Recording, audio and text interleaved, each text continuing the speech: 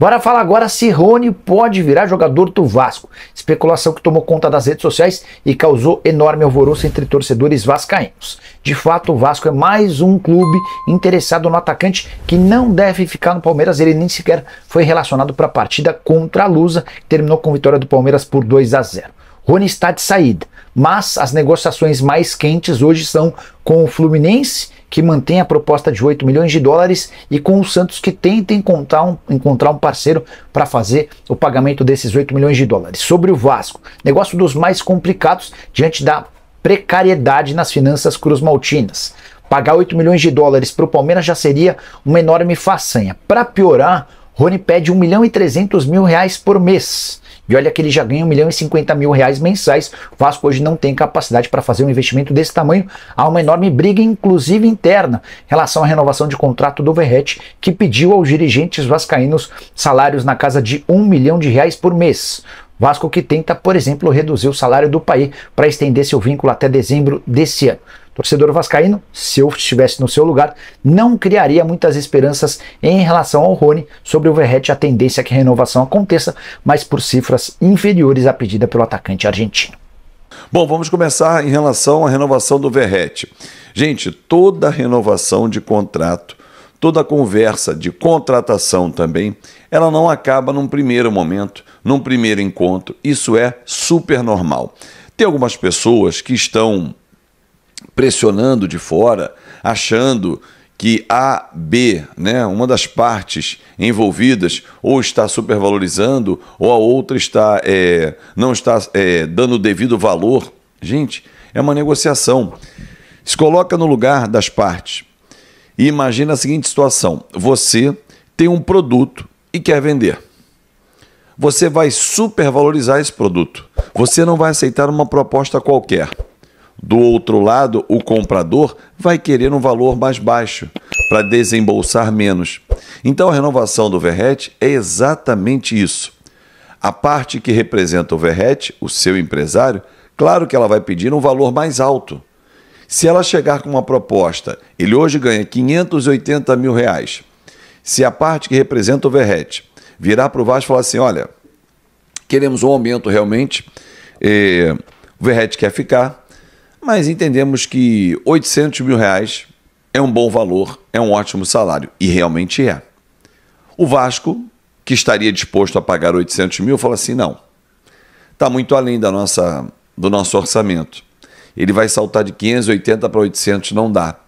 Vamos oferecer 650, 700 mil e não se fala mais nisso. Não, 800, não abrimos mão, queremos metas também, para ele chegar em 1 milhão, 1,5 milhão, 2 milhões. Não tem como. 800 não dá e tal, 700. Então vamos conversar mais tarde. Acabou a primeira rodada de negociação. É assim que acontece. Estou resumindo, obviamente. Porque a representação do Verratti teria pedido 1 milhão de reais. É normal. O Vasco ofereceu 800, mais metas. É normal. Ninguém vai pedir um valor abaixo, porque você tem a gordura para negociar. O Verratti quer ficar? O Verratti sabe que ele tem 36 anos e que no final desse ano completa 37, ou seja, o mercado se fecha um pouco mais pela idade. Ele não tem a garantia e sabe disso que vai render igual foi no ano passado. Pode render? Pode. Veja o Germancano. Em 23 foi importantíssimo no Fluminense. Em 24 já não foi. A idade pesa, as temporadas são diferentes, o desgaste, enfim, uma série de fatores. Às vezes aparece um jovem que pede passagem. Normal.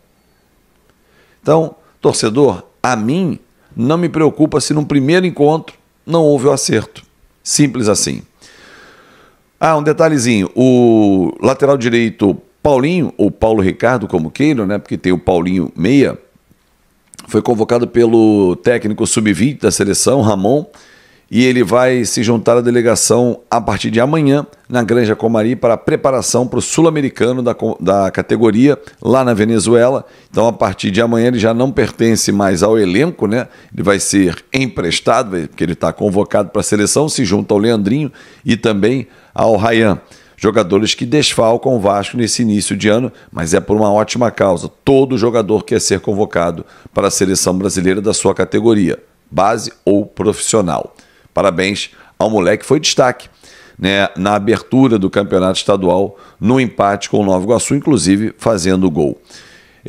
Hoje, contra o Bangu, o técnico Ramon Lima vai colocar o Souza como zagueiro, já que o Lincoln desceu ontem para a grande vitória em cima do Ceará. Parabéns à molecada, Vasco classificado, vai pegar agora o Flamengo de Guarulhos, na fase oitavas de final da Copinha, né, a Copa São Paulo.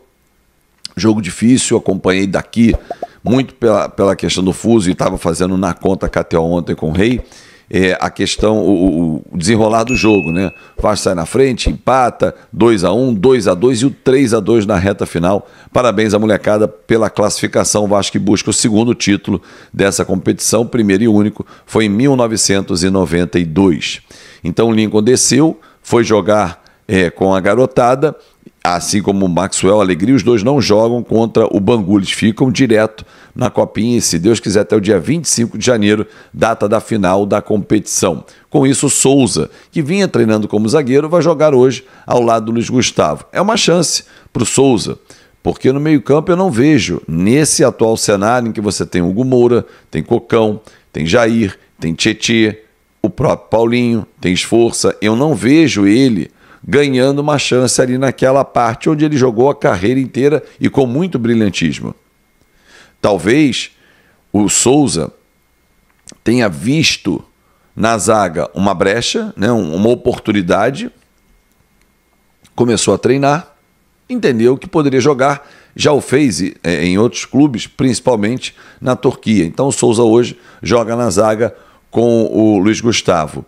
No meio-campo, né, no meio atacante, aquela dobra de laterais, o Riquelme vai entrar na vaga do Alegria. Então o time vai ter essas duas modificações, com o Souza atuando na zaga ao lado do Luiz Gustavo e o Alegria, né, que foi com a seleção brasileira, dando a vaga para o Riquelme. Que o Riquelme saiba aproveitar a oportunidade, porque ele não entrou bem na estreia contra o Nova Iguaçu, é bom jogador, mas precisa ter uma sequência realmente para poder provar que vai ficar no elenco, porque na posição dele, lateral esquerdo, hoje tem Lucas Piton titular, Vitor Luiz o imediato e o Leandrinho que vai voltar. Difícil para o Riquelme ficar. Me parece que Riquelme, De Luca, Serginho, Zé Gabriel, eles vão entrar naquele time dos jogadores que podem ser emprestados pelo Vasco para essa temporada, né? Não vão ficar nessa temporada. Para fechar reforços, o Vasco segue no mercado. Ontem rolou um fake news aí, a galera ficou alvoroçada. Bom, mas tem aí o fulano, tá chegando, fechou com o Rony e tal. Gente, fechou com ninguém. As negociações prosseguem. O Rony é um nome que o Vasco tem interesse, sim. Assim como teve no Coelho, no Brian Rodrigues. Enfim, o Vasco está buscando oportunidades no mercado, mas é um nome dificílimo de negociar. O Palmeiras não tem interesse em emprestá-lo. O salário dele é altíssimo e não vai abrir mão. Está sob contrato e não está errado. O jogador está sob contrato, não tem por que abrir mão. Mas o Vasco está buscando pelo menos um atacante, porque o Adson ainda vai ficar um tempinho fora, só deve voltar do meio para o final de fevereiro. O David só volta no segundo semestre, então o Vasco tem que buscar um atacante lá de campo, mas não só o lado que pise na área, o cara que jogue por dentro, né, ou para dentro, que gosta de fazer gol, um jogador que venha para ser titular. E aí o Adson, quando voltar, briga pela vaga ou fica